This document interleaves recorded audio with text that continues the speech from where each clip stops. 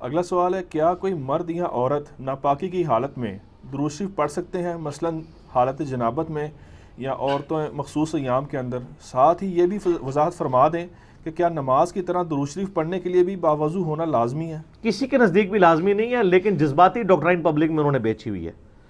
آپ اگر فقہ کی کتابیں پڑھیں نا، حنفیوں کی بھی، وہ بھی کہتے ہیں کہ بغیر وضو کے ایون جنبی شخص بھی ذکر و درود کر سکتا ہے، لیکن ویسے کہیں گے کہ کرنا گستاخی ہے۔ وہ جس سے ہمارے لوگ کہتے ہیں، ہمارے ایک ایکس پرائم منسٹر صاحب تھے نا، انہوں نے تقریر کے دوران پارلیمنٹ میں کہا کہ جناب والا یہ ہیں وہ ذرائع، اور جب سپریم کورٹ میں کیس کہا تو انہوں نے کہا کہ وہ تو میرا ویسے بیان تھا، قانونی بیان تو میرا یہ ہے۔ اس طریقے سے آپ کے اس وقت حالیہ ایک منسٹر صاحب ہیں جو جان اللہ کو دینی ہے، جو بار بار کہتے تھے جان اللہ کو دینی ہے، آگے تقریریں کرتے تھے باہر، اور جب کورٹ میں گئے تو جج نے پوچھا کہ جناب آپ باہر جا کے کہتے ہیں میرے پاس ویڈیو پروف ہے، یہاں تو آپ نے چلان کے ساتھ بھی ویڈیو پروف نہیں لگایا ہوا، تو کدھر ہے نکالے؟ کوئی نہیں تھا ان کے پاس۔ تو ان کے وکیلوں کو جب جج نے ڈانٹا تو وکیل نے کہا جی سر یہ ہماری قانونی سٹیٹمنٹ نہیں ہے، وزیر کا اپنا ذاتی معاملہ ہے، ہم نے اگر کوئی ویڈیو ہوتی تو چلان میں ڈالتے۔ تو لیکن جو وہ انہوں نے مقصد اچیو کرنا تھا نا، اپنی پبلک کی مت مارنا، جان اللہ کو دینی ہے، بار بار بول کے ساتھ، اور مجھے اتنا دکھ ہوا کہ ایک دیندار بندہ، داڑھی رکھا ہوا بندہ اس طرح کے جھوٹ بولے گا تو پھر کیا بنے گا اس امت کا؟ تو ان کے قانونی بیان اور ہوتے ہیں، اور جو پبلک کو انہوں نے کہانیاں کرانی ہے اور ہے، یہ بھی وہی ہے پبلک والا بیان ہے، دیکھو نا جی درود شریف بندہ ہوں بغیر وضو دے پڑھے، کنی گستاخی، اللہ معافی دے، کہندا ہے جی بغیر غسل دے بھی پڑھ سکتے ہو۔ تو ان کے علماء سے جا کے کہیں گے آپ اپنی فقہ کی کتابوں میں بتائیں، تو پھر وہ آپ کو سائڈ پہ جا کے کہیں گے نہیں نہیں ہو سکتا ہے، لیکن آپ ذرا سمجھا کریں نا، میرے زیادہ فقہ انفی کون جاتا ہے، بارے شریعت کھول کے پڑھ لیں۔ اور مسلم شریف کی حدیث ہے، اما عائشہ سے جب پوچھا گیا نبی علیہ السلام کے ذکر کے بارے میں جنابت والے چیپٹر میں کہ اللہ کے نبی ہر حال میں اللہ کا ذکر کرتے تھے، چاہے وہ جنوبی حالت میں بھی ہو، اس کے لیے اور ذکر کا تو کوئی پروٹوکول نہیں، الذین یذکرون اللہ قیاما وقعودا وعلی جنوبہم، اٹھتے بیٹھتے چلتے پھرتے۔ اور سر سب سے گرم وظیفہ کون سا ہے؟ آیت کریمہ۔ تو وہ کہاں پڑا گیا ہے؟ مچھلی کے پیٹ میں سب سے بدبودار جگہ، تعفن کی جگہ، اور اللہ تعالیٰ نے حضرت یونس علیہ السلام پہ تو کوئی فتویٰ نہیں لگایا، اور یہاں آیت کریمہ کا جب وہ کراتے ہیں ختم، سو کالڈ بنایا ہوا، وہ کہتے ہیں نہیں اگربتی لاؤ با وضو بیٹھو، بڑا گرم وظیفہ جائے۔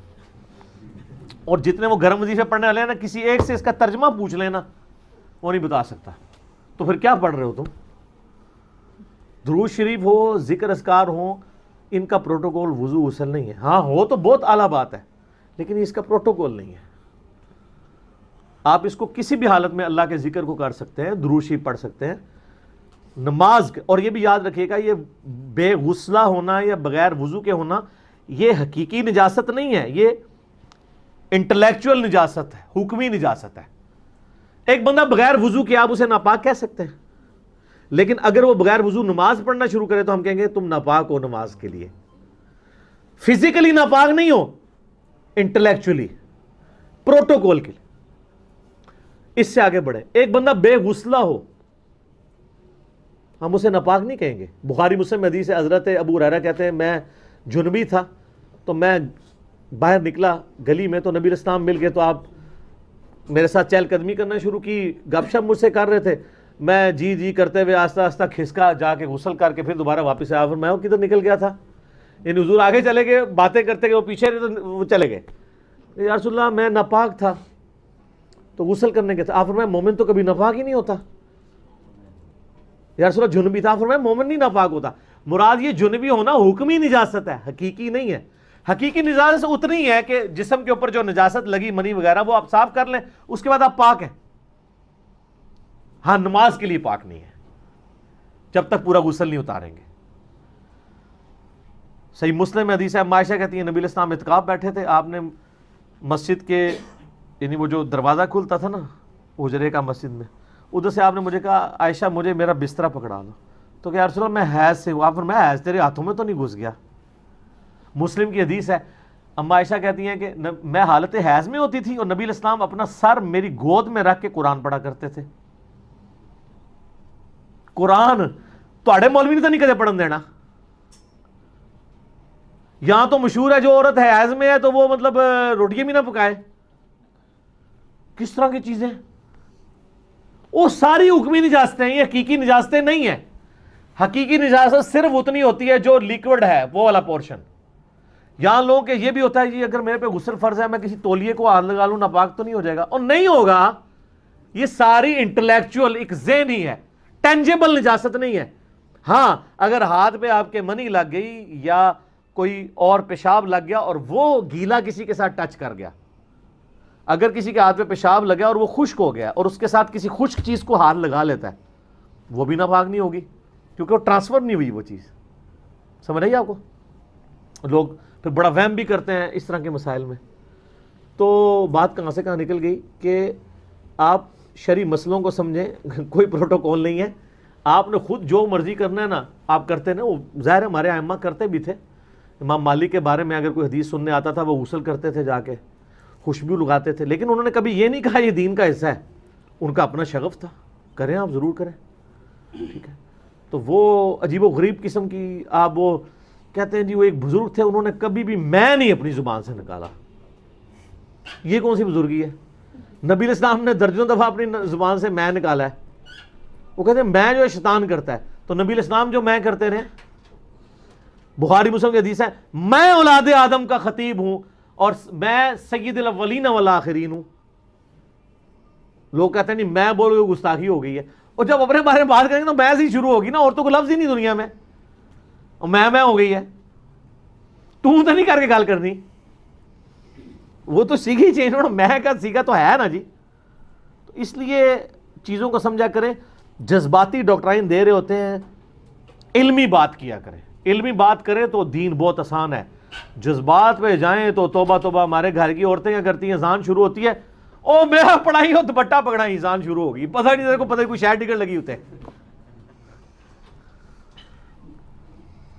کئی عورتیں ہیں جو ننگے سر بال کھلی ہوئی حالت میں وضو نہیں کرتی ہیں, اور کئی عورتیں وضو کر کے اگر انہوں نے حجاب ٹال لیا وہ سمجھتی ہیں وضو ہی ٹوٹ گیا. اور کئی مرد ہیں وہ سمجھتے ہیں کہ اگر کپڑے چینج کیے تو وضو ٹوٹ گیا. یہ بھی لوگوں میں مشہور ہے. سب کہانی ہے. اس کہانی کے لیے صرف اتنا ہی کافی ہوتا ہے کہ آپ نا جو بندہ یہ بات کر رہا ہوتا ہے اس سے ذرا پوچھیں لکھا کدھر ہوا ہے. اگر منہ اڑ دے گا ایسا یہ بھی کچھ سوال کر سکتے ہیں, لکھا کدھر ہوا ہے. اور ذرا سا تو تیز ہوئے گا نا تو کہے گا مجھے پتہ لگ گیا تو کہڑے اسٹیشن تو بول رہا ہے. آج کل تو یہ لوگ کہتے ہیں نا یہ بہت بڑی ایک مصیبت کھڑی ہو گئی ہے کہ یہ جو لوگ سوال بہت زیادہ کرنا شروع ہو گئے ہیں. یار پہلے آپ کو کوئی مطلب گھاس نہیں ڈالتا تھا, اب آ کے اگر نوجوان نسل آپ سے کوئی چار باتیں پوچھ لیتی ہے تو یہ وہ نسل آپ سے باتیں پوچھ رہی ہے جو آپ کو پے کر رہی ہے. آج تک کسی اسکول یا کالج کے ٹیچر یا پروفیسر نے کہا ہے کہ یار یہ میرا اسٹوڈنٹ آ کے مجھ سے سوال پوچھتا ہے, کیوں؟ وہ کہتا ہے میں تنخواہ لے رہا ہوں. تو مولوی جو تنخواہ لے رہا ہے, خطیب جو تنخواہ لے رہا ہے, فیس باللہ تو نہیں پڑھا رہا, اس سے آپ سوال پوچھتے ہیں, آگوں پہ جاتا ہے وہ دیار جو سورۃ الاعراف میں 175 نمبر میں ہے, جس کو جب یعنی کنویں سے نکالا جائے تو نکالنے کے بعد $20 نکالنے پڑتے ہیں, پھر کنواں پاک ہوتا ہے. ٹھیک ہے, جس کی آج کل ویکسین بھی ختم ہوئی ہے سندھ کے اندر.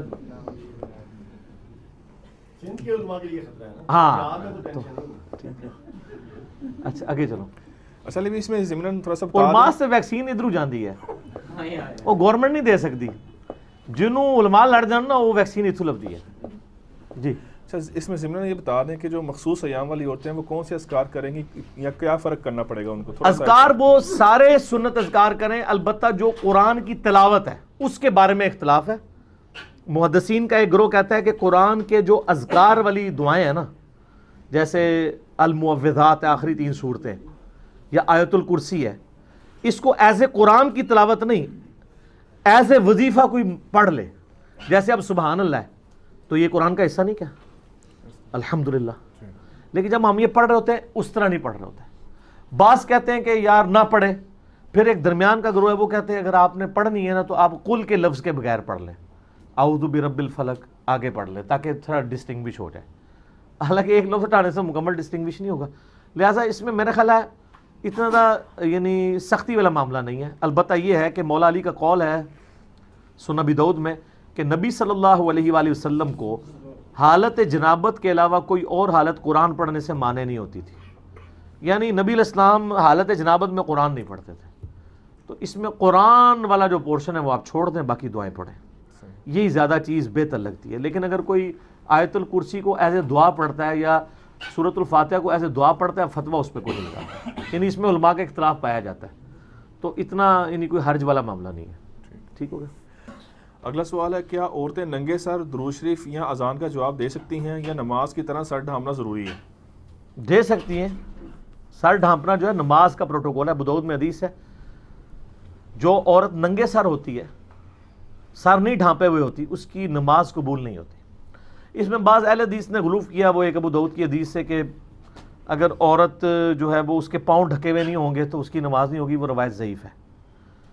پاؤں وہ اس لیے آپ دیکھیں عرب میں پورے پاؤں کور کرواتے ہیں, وہ پنجوں سمیت. حالانکہ عورت کے لیے کہ ٹخنے سے نیچے بس ہونی چاہیے شلوار, تو وہ نماز اس کی ہو جائے گی. ٹھیک ہوگا.